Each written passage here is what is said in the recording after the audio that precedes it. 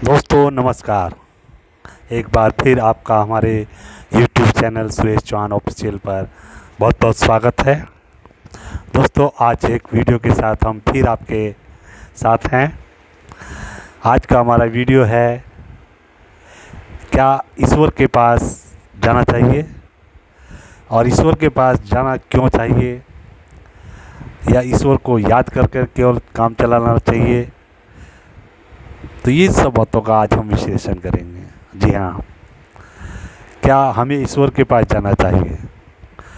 अगर हम ईश्वर के पास जाते हैं या मंदिर में जाते हैं तो हमें क्या करना चाहिए? क्या हमें वहाँ पर ईश्वर से मांगना चाहिए? जी नहीं, क्योंकि ईश्वर तो सब कुछ जानते हैं। आपके मन में क्या है, आपकी आशाएं क्या हैं, आप भविष्य में क्या चाहते हैं, ये सब ईश्वर जानते हैं। तो उन्हें बताकर हम क्या चाहते हैं? उन्हें तो पल पल की खबर रहती है। उन्होंने हमें जीवन दिया है, वही हमारा मृत्यु भी करेंगे। उन्हें सब पता है हमें कब कहाँ क्या मिलना है, ये सब उनके देन में है। लेकिन फिर भी हम मंदिर में केवल इसलिए जाते हैं, ईश्वर के पास इसलिए जाते हैं, पूजा पाठ इसलिए करते हैं क्योंकि हमें मांगना कुछ होता है, हमारी इच्छाएं होती हैं।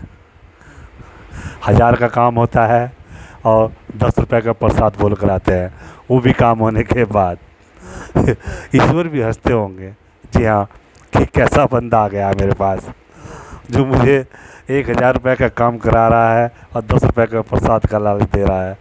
भगवान कभी लालच में नहीं आते, लेकिन फिर भी एक प्रक्रिया सदियों से चली आ रही है और सदियों तक चली आती है, क्योंकि आदमी अपने मन को अपने ही तरीके से समझाता है और वह ये चाहता है कि भगवान ज़रूर 10 रुपये के प्रसाद में तुम्हारा 1000 रुपये का काम जरूर करेंगे, और यदि मैं प्रसाद नहीं चढ़ाऊँगा तो काम नहीं होगा।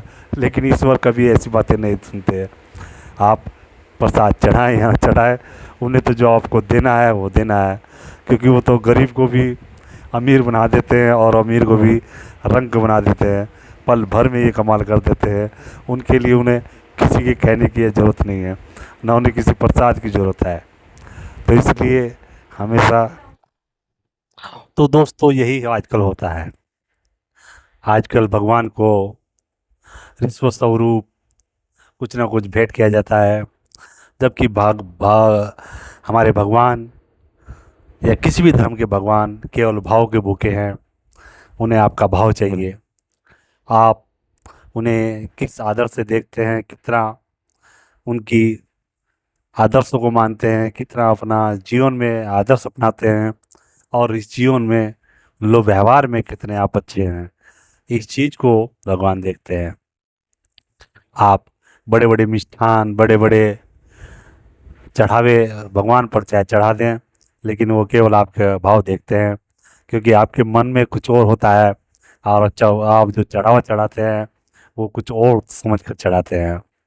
या कभी ईश्वर से जब भी जाएं, मंदिर में जाएं या कहीं भी जाएं या शिव में बात करें, कभी भी भगवान से कुछ ना मांगे, क्योंकि भगवान यदि आप नहीं मांगते तो इतना देते हैं कि आप ज़िंदगी भर याद रखते हैं। इसलिए कभी उनसे कुछ ना मांगे। हाँ, उनसे मिलने जाएं। आप मिलने जाएंगे तो आपको बहुत कुछ मिल जाएगा। जी हाँ,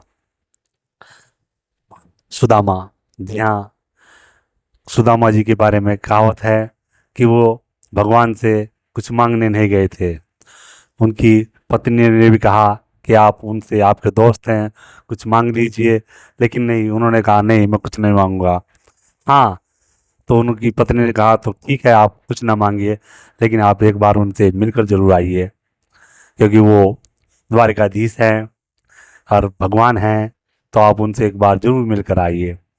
तो सुदामा जी भगवान श्री कृष्ण से केवल मिलने गए थे, कुछ मांगने नहीं गए थे, और यही भाव भगवान श्री कृष्ण को भा गया।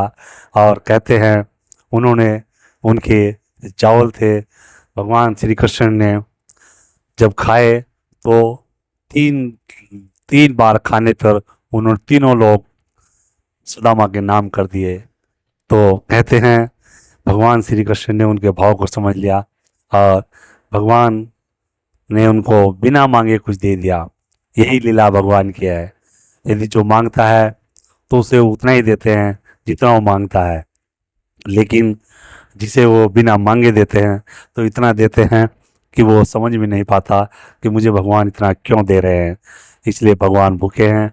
आप जब भी कहीं मंदिर में जाएं या कहीं भी जाएं, घर में पूजा करें, तब भगवान से कभी कुछ ना मांगे।